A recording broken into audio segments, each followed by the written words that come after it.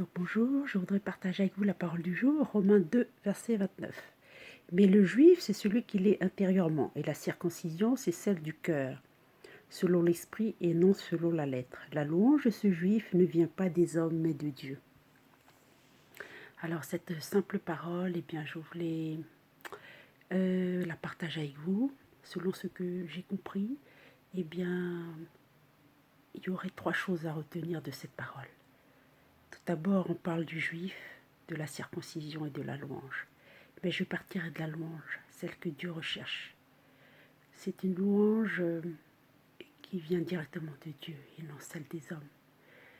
Lorsque nous décomposons ce verset, nous voyons que l'apôtre Paul s'adresse aux Romains, s'adresse à des hommes, mais en leur disant que Dieu recherche des êtres intérieurs, des hommes intérieurs.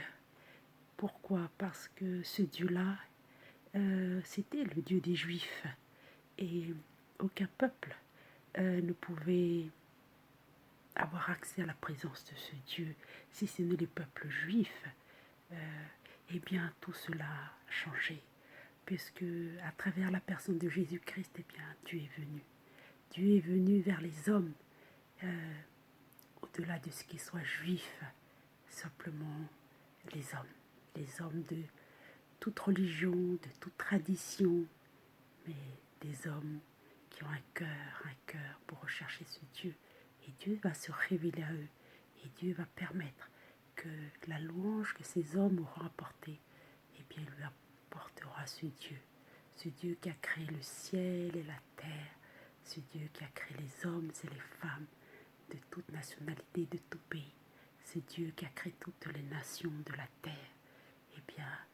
Eh bien, tous les peuples de la terre seront désormais les adorateurs que Dieu recherche, qu'ils soient romains, qu'ils soient juifs, qu'ils soient hébreux, qu'ils soient grecs.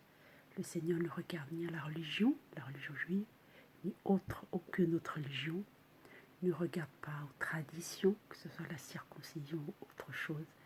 Dieu regarde juste le cœur. Si nous sommes disposés de cœur à pouvoir le rechercher, à pouvoir le connaître, à pouvoir saisir sa parole, eh bien, Dieu nous donnera cette louange qui l'honore, cette louange qui l'élève, qui le glorifie. Merci de m'avoir entendu et bon courage et bonne méditation de la parole de Dieu.